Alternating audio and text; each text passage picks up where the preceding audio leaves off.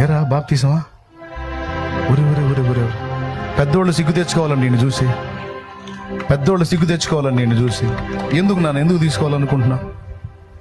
దేవుని మార్గంలో నడవాలనుకో. ఏం చేశాడు నీకోసం?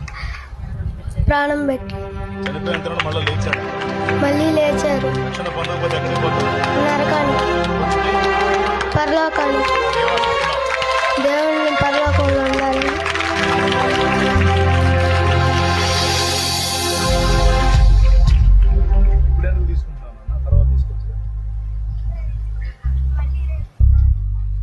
ఆ మాట పెద్దగా చెప్పు, వాళ్ళకి సిగ్గు వచ్చింది.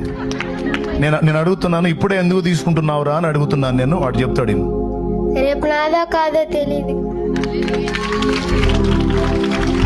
ఇప్పుడు ఇక నాకు దిగులు లేదు, ఎందుకంటే నేను చేసిన ప్రసంగం వాడికి అర్థమైంది. అంత చిన్న బిడ్డకు అర్థమైందంటే ఇక పెద్దలకు అర్థం కాలేదు.